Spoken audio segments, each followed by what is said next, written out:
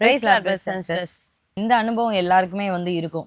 ஏன் ஆண்டவர் ஒரே வசனத்தை திரும்ப திரும்ப காட்டுறாரு, ஒரே பாட்டை திரும்ப திரும்ப நம்மளை பாட செய்கிறார் அப்படின்ற பத்தி இந்த வீடியோ நம்ம விரிவா பார்க்கலாம்.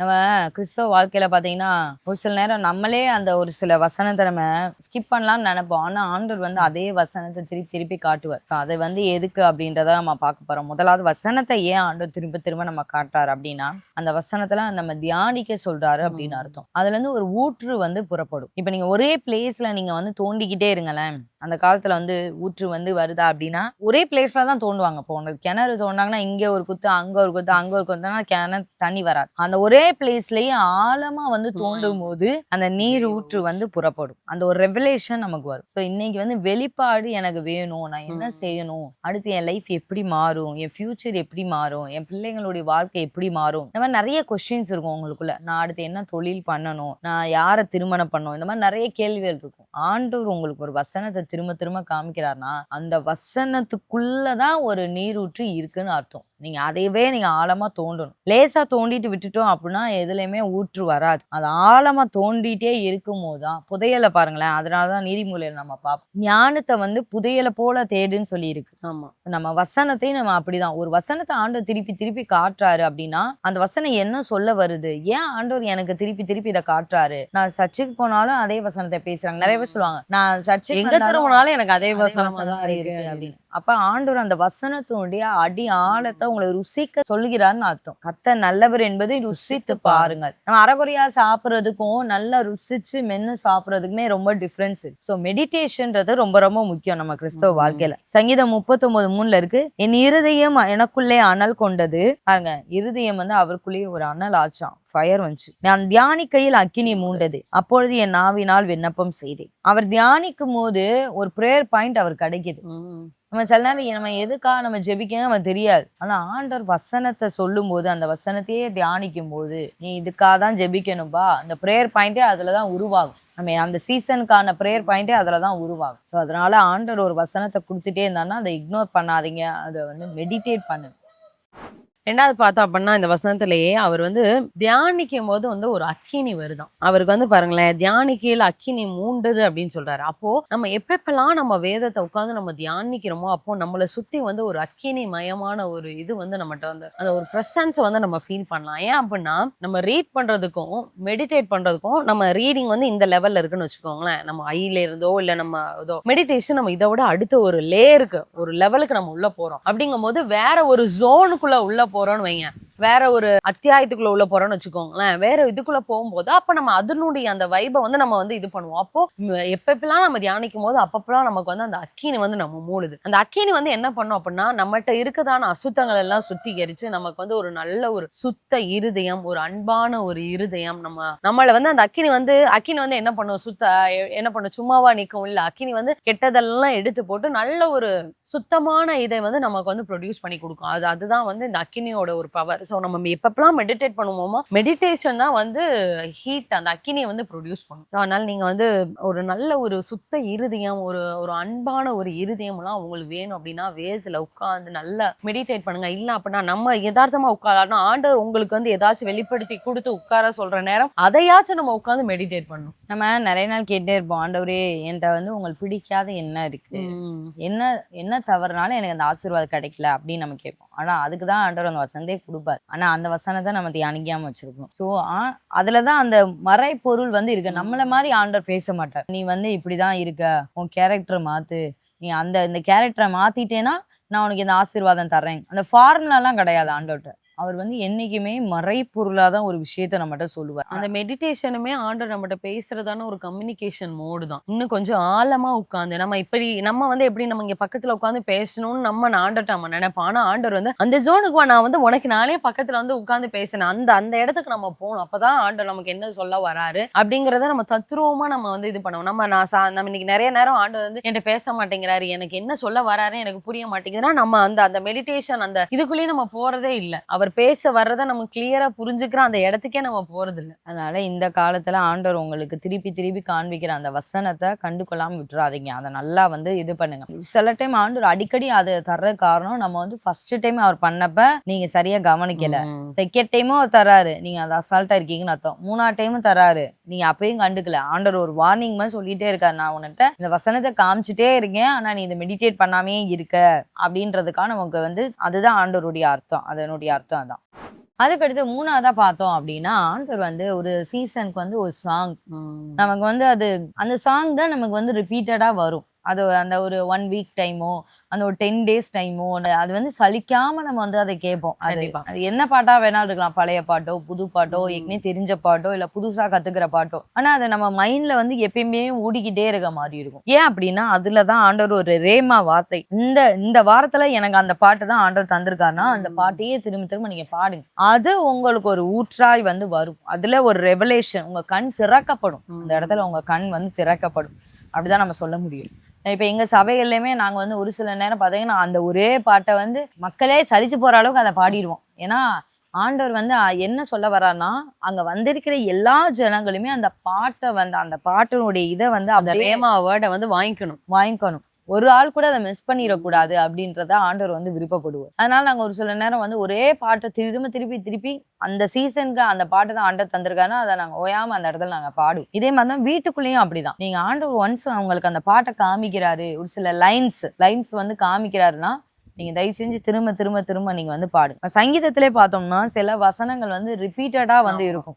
யோசிப்பேன், இப்பதானே இந்த வசனம் வாசை மாதிரியே இருக்கே, திருப்பி இதே வசனம் வருதுன்னா அதுக்குதான் அதான் காரணம். சங்கீதக்காரருக்கே ஆண்டவர் வந்து திருப்பி அந்த ஒரே வார்த்தைகள் கொடுக்கிற காரணம் என்னன்னா அந்த வார்த்தைக்குள்ள அவருக்கு ஒரு ரேமா வார்த்தையை ஆண்டவர் வைக்கிறாருன்னு அர்த்தம். அதாவது அந்த நேரத்துல ஆண்டவர் அவர்கிட்ட அதை குறிச்சு பேச வராருன்னு அர்த்தம். உதாரணத்துக்கு பார்த்தோம் அப்படின்னா எங்க சர்ச்சில் வந்து இப்ப ரீசெண்டால கொஞ்ச நாளுக்கு முன்னாடி வந்து அந்த யாத்ராமத்தின் தேவனை அந்த பாஸ்டர் ஜெசன் எடுக்கிறவங்க சாங்க அந்த வந்ததா இப்ப வரைக்கும் சர்ச்சில் பாடினோம் அப்படின்னா ஒரு சில நேரம் அந்த அசுத்தாவிக்கு வந்து அந்த பாட்டை நாங்க ஸ்பீக்கர்ல போட்டாலும் சரி நாங்க போனாலும் சரி பொறுக்காது. அந்த ஒரு பர்டிகுலர் பாட்டுக்கு இப்போ வரைக்குமே கிட்டத்தட்ட ரொம்ப நாள் ஆயிடுச்சு, நாங்க ரொம்ப நிறைய நேரம் அந்த பாட பாடியிருக்கோம். ஆனா இப்போ வரைக்கும் அந்த வந்து ஒரு சில நேரம் அந்த அசுத்தாவி போராட்டத்துல உள்ளவங்க எல்லாம் இருந்தாங்கன்னா அவங்களால அந்த இடத்துல வந்து உட்காரவே முடியாது. அந்த அளவுக்கு ஒரு சில நேரம் அந்த பாடல்கள்லயுமே அந்த ஒரு ஃபயர் வந்து அந்த இதுல இருந்தது. ஏன்னா இப்ப வந்து யுத்தத்தின் சீசன் தான் வந்து ஓடிட்டு இருக்கு. சோ அந்த யுத்தம், அந்த படைகள் வரும்போது சேனைகளின் கர்த்தர் அந்த வேர்ட்ஸ் எல்லாம் வந்து வரும்போது எந்த பாட்டுல அது வருதோ அதுவும் அந்த பாட்டுல ஃபுல்லாமே வந்துரும்.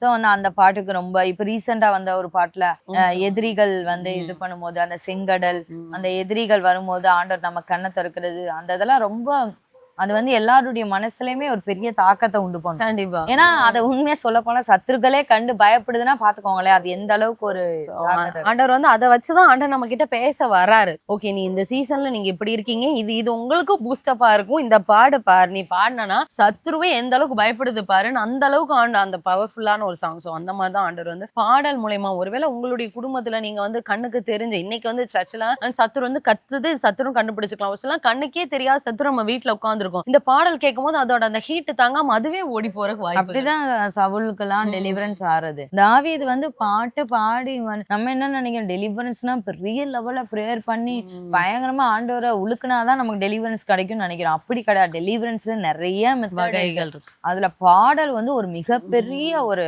அதாவது இது வந்து யாருனாலும் பண்ணிக்கலாம். உங்களுக்கு நீங்களே டெலிவரன்ஸ் வாங்கிக்கலாம். இந்த மெத்தட் வந்து பாடல் அப்படின்னா உங்க வீட்டுல நாங்க நிறைய நேரம் விசுவாசிங்க எல்லா டைமே சொல்றேன், உங்க வீட்டுல எப்பயுமே 24 மணி நேரமும் ஒரு ஆம்பிளிஃபையர், ஒரு ஸ்பீக்கர்ல ஒரு பென்ட்ரைவ் மாட்டி பாட்டை போட்டு விட்டுட்டே இருங்க. நமக்கு தெரிஞ்சோ தெரியாமையோ நமக்கு வந்து சத்துரு உள்ள வருதோ இல்ல உள்ள இருந்த சத்துரு வெளியே போறதுக்கோ அது உள்ளே உட்கார்ந்தாலும் அது ஒரு கம்ஃபர்டபிள் ஃபீலிங் நமக்கு கொடுக்க கூடாது. மிரட்டிட்டே நம்ம இருக்கிற மாதிரி இருக்கும். என்னைக்கா இருந்தாலும் அது ஓடி போகும். நம்ம பிசாசுங்க நம்ம ஏத்து நின்னுதான் ஆண்டவருடைய நாமத்தை போடுறோம். சோ நம்ம வந்து ஒரே நாள்ல அவன் போலாட்டினாலும் நான் ரிப்பீட்டடா நம்ம அதை டெய்லி பண்ணும்போது அவன் மேல அக்கினி போடுற மாதிரியே இருக்கும். அந்த அக்கினி தாங்காம அவன் வெளியே போவான். சோ இந்த மாதிரி பாடல்கள் மூலமா கூட ஆண்டவர் வந்து நமக்கு ஒரு பெரிய விஷயங்கள் இதை வந்து சாதாரணமா ஒரு பாடல்னு நினைச்சுக்காம ஆண்டவர் நம்மகிட்ட பேசுறதான ஒரு வார்த்தை நினைச்சு நம்ம மனசுல இருக்கு.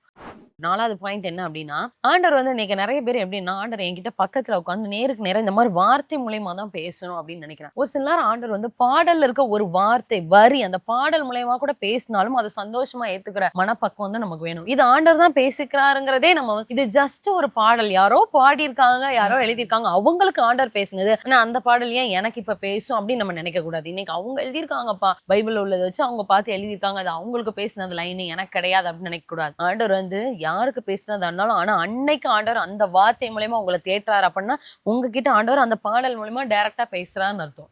கண்டிப்பா. நெறைய பேர் என்ன நினைக்கிறாங்கன்னா, நம்மட்ட தான் ஆண்டவர் இப்படிலாம் சொல்றாங்க. பெரிய பெரிய ஊழியக்காரங்கலாம் உட்கார்ந்து ஆண்டவர் பக்கத்திலேயே உட்கார்ந்து வார்த்தைகள் வாங்குவாங்கன்னு. இல்ல.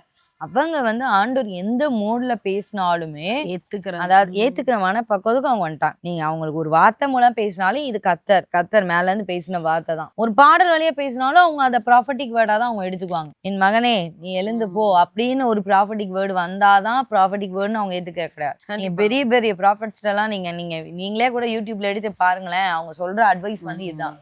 நாங்க வந்து சின்னதா ஆண்டவர் பேசினா கூட அது பாடலா இருந்தாலும் சரி, பைபிள் வார்த்தையா இருந்தாலும் சரி, சின்ன ஒரு சொப்பனமா இருந்தாலும் சரி, சின்னதா தரிசனமா அதை கூட நாங்க வேல்யூ பண்ணுவோம். அதுதான் அவங்க சொல்ற விஷயம். நம்ம தான் வந்து நினைக்கிறோம் பெரிய பெரிய ஊழியங்கிட்ட தான் ஆண்டவர் பேசுவாரு, உட்காந்து முகமுகமா பேசிட்டே இருப்பாரு அப்படின்னு சொல்லிட்டு. அது ஆக்சுவலி அப்படி கிடையாது. ஏன்னா அவங்க வந்து சின்ன சின்ன விஷயத்தின் மூலயமா ஆண்டவருடைய சத்தத்தை கேட்க பழகியிருக்காங்க, அதை வேல்யூ பண்ணவும் ஆரம்பிச்சிட்டாங்க. நம்ம வந்து அதை வேல்யூ பண்ணணும். ஆண்டவர் ஓகே இதை எனக்கு பாடல் திரும்ப திரும்ப தர்றாரு, அப்ப இதை தான் ஆண்டவர் பேச வராரு அப்படின்ற இதை வந்து நம்ம வேல்யூ பண்ணணும். வேல்யூ பண்ணும்போது தான் அந்த அந்த ஆசீர்வாதம் நம்ம பரிமாணமும் பெற்றுக்கொள்ள முடியும். இப்போ தாவீது ராஜாலாம் பார்த்தா அப்படின்னா அவர்லாம் வந்து ஒரு பெரிய ஒரு போர் வீரர் தான். அவர்லாம் உட்காந்து பாட்டு பாடிதான் ஒரு விஷயத்தையும் ஆண்டவர் துதிச்சு இது பண்ணணும்லாம் அவசியம் கிடையாது. ஆனாலும் அப்படி இருக்க தாவீது ராஜாவே ஆண்டவர் கிட்ட பேசணும் அப்படின்னா ஆண்டவர் வந்து அவர் பாடல் மூலியமா நிறைய நேரம் வந்து ஆண்டவர் வந்து அவர்கிட்ட பேசியிருக்காரு.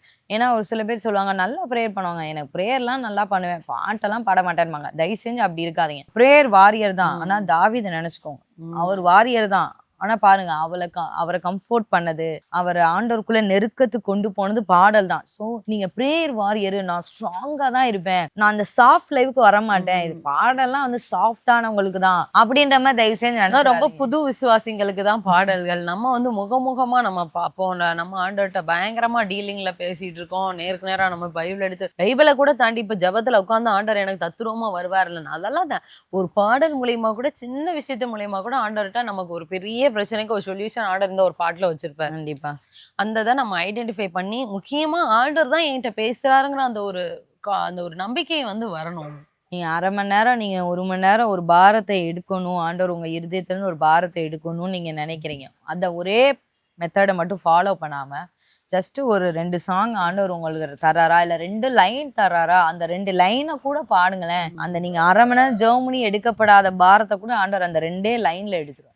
ஏன்னா நாங்க சபையில நிறைய பேர் பார்ப்போம், பிரேயர் அப்படின்னா அவங்க வாய் திறக்கப்படும், நல்லா ஃபயர். ஆனா பாட்டுன்னா வாய் திறக்கப்படாது. ஒரு சில பேருக்கு பாட்டுனா மெதுவா பாடுவாங்க, அது வந்து ஒரு சாஃப்டா மெதுவானவங்களுக்கு தான் அதெல்லாம் செட் ஆகும். பிரேயர் நான் வந்து எலியா மாதிரி இருக்கும். அந்த வாய்ஸ் வந்து எப்படி இருக்கும், ஐயோ நம்ம வந்து அதெல்லாம் ஆண்டவர் பார்வைக்கு ஒண்ணுமே கிடையாது. உங்களுக்கு தெரியுதோ உங்களுக்கு வந்து ராகம் இருக்கோ ராகம் இல்லையோ, ஆண்டவரை துதிக்கிறது நம்ம கடமை. ஆண்டவர் அது மூலயமா நம்மகிட்ட பேசுறாருங்கிற ஒரு எண்ணம் உங்களுக்கு இருந்துச்சுன்னா ஆட்டோமேட்டிக்கா நம்ம வந்து அதை செய்ய ஆரம்பிச்சோம். கண்டிப்பா பாடல் அப்படின்ற பகுதியை வந்து அற்பமா நினைக்க கூடாது. யார் அற்பமா நினைப்பாங்கன்னா அதிகமா ஜெபத்துல நல்லா பவரா இருக்கவங்க அந்த மாதிரி சில நேரம் நினைப்பாங்க. மித்தவங்க ரொம்ப வந்து ஜெபிக்காதவங்க கூட ஓகே அந்த பாடல் வந்து ரசிக்கிறத நான் பார்த்திருக்கேன். ஆனா ஜெபத்துல ஃபயரா இருக்கவங்க ஒரு சில பேர் அந்த பாடலை வந்து ரொம்ப அந்த பாடல் அந்த அளவுக்குலாம் ஒண்ணும் இல்ல, நம்ம ரொம்ப பேசிக்கான அது ஒரு பேசிக்கான கான்செப்ட் அப்படின்ற மாதிரி நினைக்கிறாங்க. ஆனா அப்படி நினைக்காதீங்க. நீங்க அப்படி நினைச்சீங்கன்னா தாவீது ராஜாவை மைண்ட்ல கொண்டு வாங்க. அவர் ஜெயிக்காத யுத்தமே கிடையாது, அதே சமயம் அவர் பாடாத பாட்டே கிடையாது. அவர் எழுதி வச்ச பாட்டுலதான் நம்ம திருப்பி எழுதுற மாதிரி இருக்கு, அதையும் பார்த்துக்கோங்க. அதனால அப்ப அந்த ஒரு மனுஷனுக்கு அவ்வளவு பெரிய ஸ்ட்ராங்கான ஒரு மனுஷனுக்கு ஒரு பாடல் தான் அவருடைய லைஃபே. அதையே எல்லாமே சொல்லிடுவாரு. அவர் எல்லாமே ஆண்டவர்கிட்ட சொல்ல வேண்டிய எல்லா காரியத்தையும் அந்த பாடல்லே அவர் சொல்லி முடிச்சிருவார். ஆண்டவரும் அவர்கிட்ட பேசுற காரியத்தையுமே அந்த பாடல் சொல்லிடுவார். அதனால அந்த ஒரு லைஃப்க்கு நீங்க வரும்போது ரொம்ப மகிமையான ஒரு லைஃபா இருக்கும். ஏன்னா ஆண்டவர் நம்ம கூட எப்பயுமே இருக்கிறாருங்கிறத நம்ம ஈஸியா உணர்ந்துக்க முடியும். நம்ம வந்து ஒரு பர்ட்டிகுலர் ஒரு ஜெபத்துல போய் உட்கார்ந்தோ, ஒரு உபவாசத்துல இருந்தோ, அபிஷேகத்துல நிறைஞ்சோ தான் நான் ஆண்டவருடைய ஃபீல் பண்ணுவேன். ஆண்டவர் வார்த்தைய என்னால கேட்க முடியுங்கிற கான்செப்ட்ட தாண்டி, இன்னைக்கு ஆண்டவர் என்ட்ட மெடிடேஷன் மூலியமா கூட ஆண்டவர் வார்த்தை மூலமா பேசினார். இன்னைக்கு இந்த பாடல் வார்த்தை மூலம் என்ன தேற்றுச்சுப்பா அப்படிங்கிற லெவலுக்கு நம்ம வருவோம். அப்படிங்கும்போது நம்ம 24 மணி நேரமும் அந்த பிரசன்ஸ்ல நம்ம இருக்கிறதுக்கு அது ஒரு ஃபீலா இருக்கும். ஒருவேளை நீங்க இதுவரைக்கும் ஆண்டவர் உங்களுக்கு வசனம் குடுத்தாரோ, ஒரு பாட்டு குடுத்தா அது ரொம்ப அசால்ட்டா இருந்தீங்க அப்படின்னா, இனி ஒரு நாட்கள்ல அசால்ட்டா இருக்காதீங்க. நிச்சயமா ஆண்டவர் அதைக் கொண்டு உங்களோட பேசுகிறாருங்கிறத வச்சு, நீங்க ஆண்டவர் சமூகத்துல உட்கார்ந்து, ஆண்டவர் என்ன பேச வரார் அப்படிங்கிறத தியானிச்சு, அதன்படி நீங்க கீழ்ப்படிங்க. அப்பதான் ஆசீர்வாதத்தை பெற்றுக்கொள்ள முடியும். இந்த வீடியோ உங்களுக்கு பிரயோஜனமா இருந்திருக்கும் அப்படி நான் விசுவாசிக்கிறேன். இந்த வீடியோ நீங்க அநேகருக்கு ஷேர் பண்ணுங்க. இந்த சத்தியம் தெரியாம பிரயோஜனமா இருக்கு. மீண்டும் அடுத்த ஒரு வீடியோல உங்களை சந்திக்கிறோம். கர்த்தர் உங்களை ஆசீர்வதிப்பாராக.